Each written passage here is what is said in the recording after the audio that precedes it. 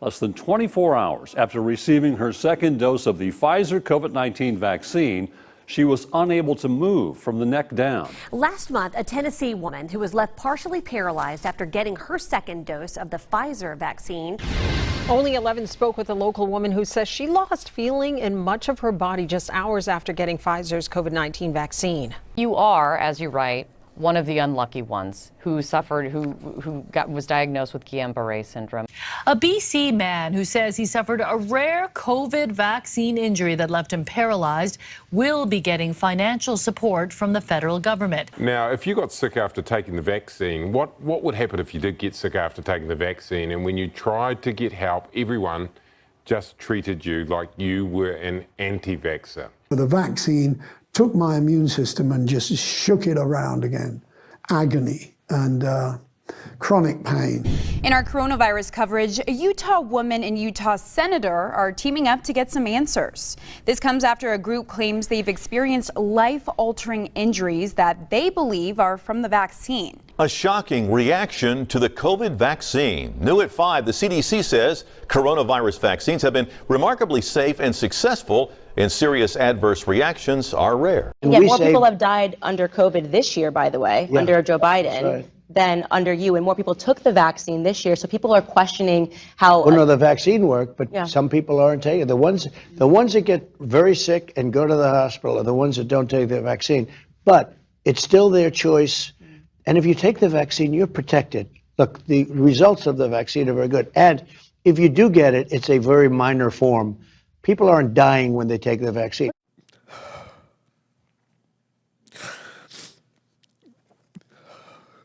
We used to go fishing, camping, do everything. We got the Pfizer vaccine because I thought it was to protect him. I thought it was the right thing to do. It was like playing Russian roulette. My government lied to me. They said it was safe.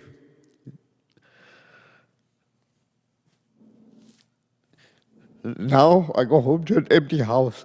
This is a simple, basic proposition. If you're vaccinated, you're not going to be hospitalized, you're not going to be in an ICU unit, and you're not going to die. When you're talking about when your last shot was, you need to wait at least 8 weeks or 2 months. When you're dealing with a prior infection, you should wait about 3 months, if at least 3 months from the time that you had a prior infection. I myself am in that category, and that's exactly what I'm going to follow. I was vaccinated, doubly boosted, but I got infected towards the middle and end of June. So I'm looking forward to getting the updated BA.5 variant vaccine, and I'm going to wait 3 months, so that'll put me somewhere around the late part and end of September. We noticed, Dr. Fauci, that one of the members of the CDC panel that voted to approve these new vaccines said he voted against it, among other things, because he said it has not been studied in humans. Should that give anyone pause? I don't think so at all. Multiple agencies are now investigating what caused his death. CBS 13's Marissa Perlman is in Auburn with the woman who says she witnessed that man getting this shot. Marissa? Yeah, a lot to learn about this one, Steve. First, the county posting on social media that a person was diagnosed with COVID-19 back in December and then died just hours after getting the vaccine on Thursday. This news now causing concern in this community, now questioning the safety of the COVID-19 vaccine. And the J&J, if you look at them, particularly in things that we really care about that are important, it's got greater than 85% efficacy after severe disease and critical disease, and there were no deaths or hospitalizations in any of the countries that were tested. And remember, they tested in the United States, in South Africa, and in South America. This is a good vaccine. I think we need to pull away from this comparing and parsing numbers until you compare them head to head. Just be really grateful that we have 3 really efficacious vaccines. Local woman says her mother died 2 days ago after receiving the Johnson & Johnson vaccine. And now she believes the dose is what caused her mother's sudden death. Off the top at 6, the CDC is investigating the death of an Ionia County wife and mother who received the Johnson & Johnson vaccine. It's one small step for Emma Berkey, but one giant leap in her recovery. It's about 6 months since Berkey suffered from rare blood clots after taking the Johnson & Johnson vaccine. From smiling with her family to an agonizing hospital stay, 51-year-old Nicole Audia says the Johnson & Johnson vaccine sent her into a physical tailspin. I was in the hospital for 6 weeks. I was out of work for 10. My heart will never be the same. And we've got to get to this other breaking story. As we speak, the FDA and the CDC has announced that they are now recommending a pause in the use of Johnson & Johnson's vaccine. The FDA and CDC calling for a pause in the use of the single-dose shot out of an abundance of caution. Was a pause necessary in your view? Yes, I believe it was necessary for a couple of reasons. So what's going on here? Sudden death among healthy working-age people worldwide is skyrocketing. Here in America, it was up 40% during the third and fourth quarters of 2021. Our next guest contends a 10% jump would have been a 1 in 200-year event, but this was 40%. And so we have a health problem, a national health crisis, and at the very least, it should be examined and discussed openly.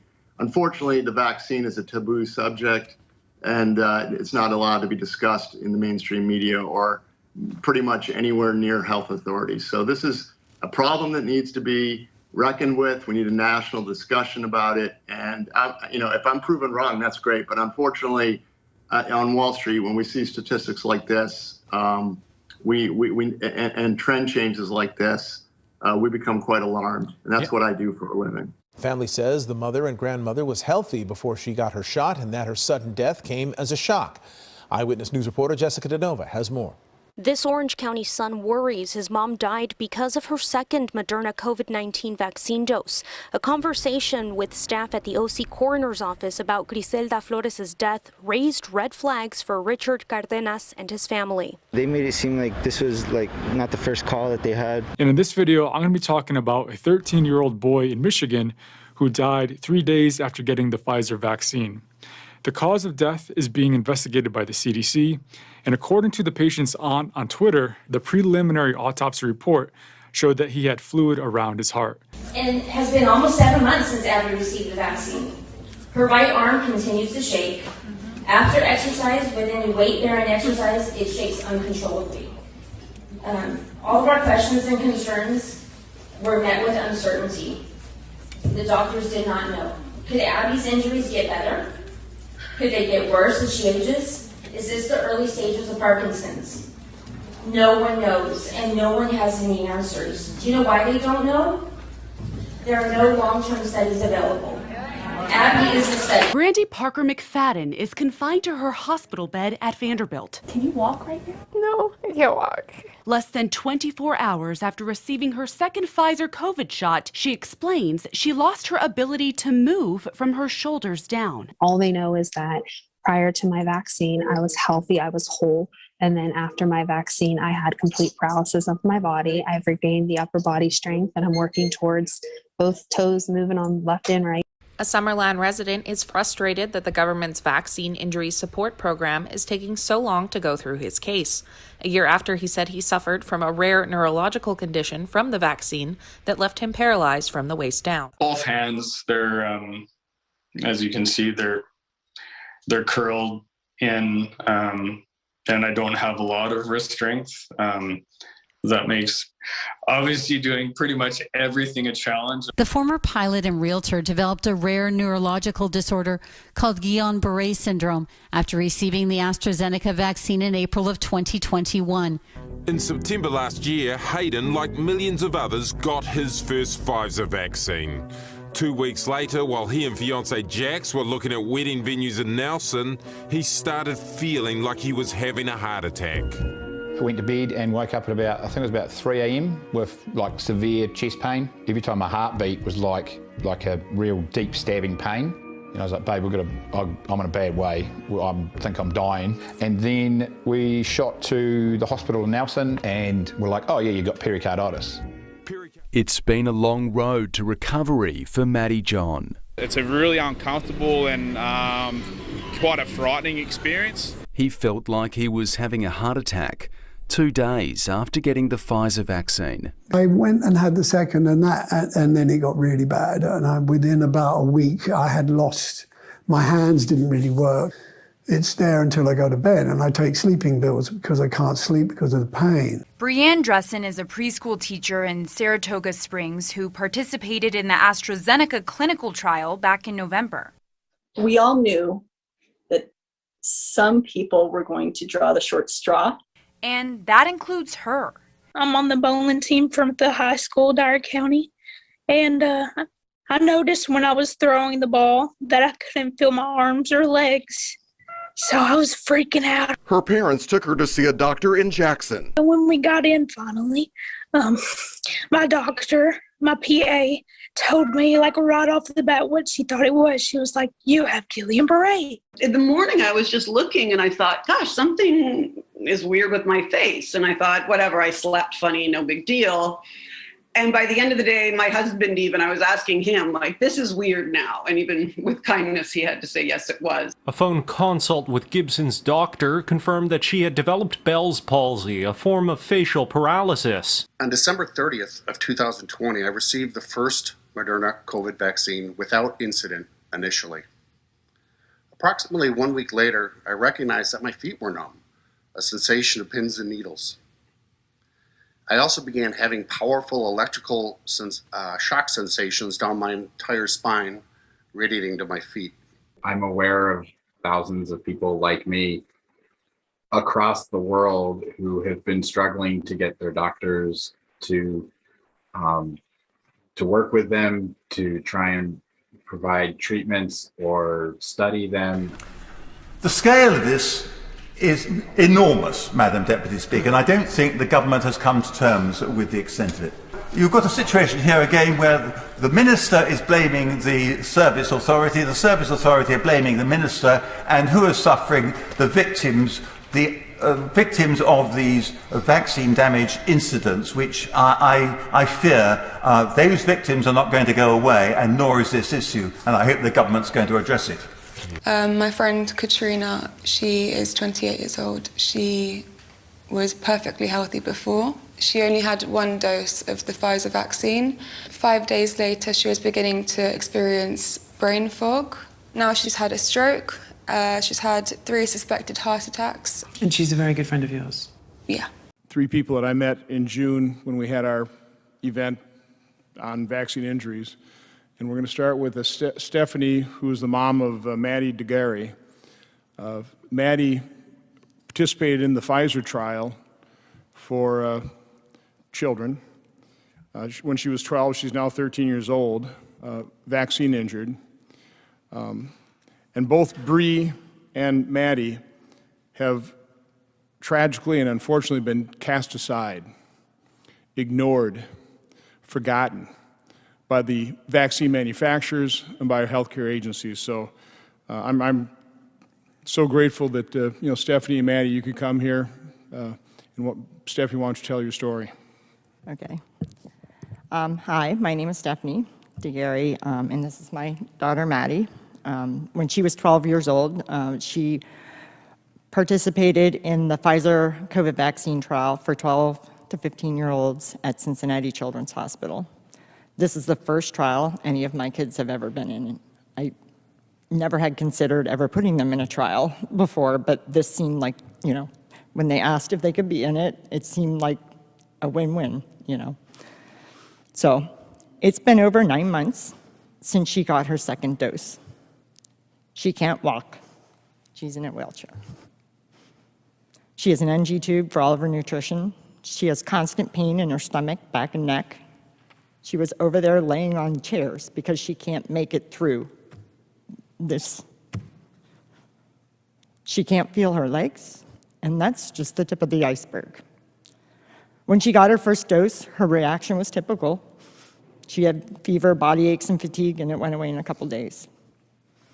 When she got her second dose, she had immediate pain where she had gotten the injection, and the first thing she told me because her dad took her, was that didn't happen. That hurt way more than the first time, like enough to point it out. In less than 12 hours, she developed severe abdominal pain, horrible nausea, painful electric shocks on her spine and neck. Her hands were ice cold when you touched them. She had, and on her feet, pain all over her body. Her vaccine arm went numb. And I'm finding more and more stuff. You forget stuff because so much has happened to her. Like as I read through things, I keep redocumenting everything. She had chest pain, severe chest pain. The way she described it, it felt like her heart was being pulled out of her neck. Tachycardia that was actually seen on an EKG. And she was extremely dizzy, so she felt like she couldn't stand up. So we did what we were told. We called the study doctor, and they told us to go to Cincinnati Children's ER, where the trial was held, to check for appendicitis. She did not have appendicitis. They couldn't even find her appendix. What made it into the trial record is unclear. And yes, we did ask several times and have it documented. We still don't know what was actually reported. In the EUA amendment, Maddie's adverse reaction was reduced to 5 lines that they claim was eventually diagnosed as functional abdominal pain. By the data cutoff for the trial, on March 13th, Maddie experienced over 35 adverse events, different things happening to her, very similar to all the stories that you're hearing here. This happened during the trial. Some examples are blood in her urine, 7 times, decreased vision, loss of feeling from her waist down, dizziness, fainting, tremors, muscle weakness, and more. They're all available in the slides, all of her reactions. None of these were mentioned in either document.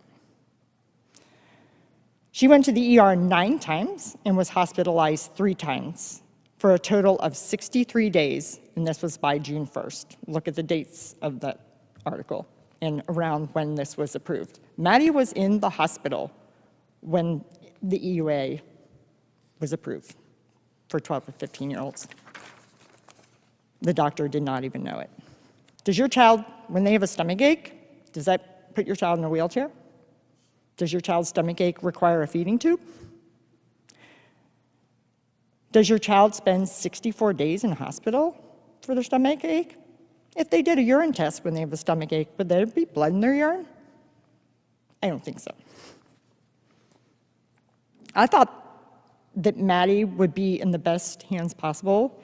In the rare chance she had a severe reaction, that was not the case. They did everything in their power to hide everything that happened to her. And that is why this is happening to all these other people and kids.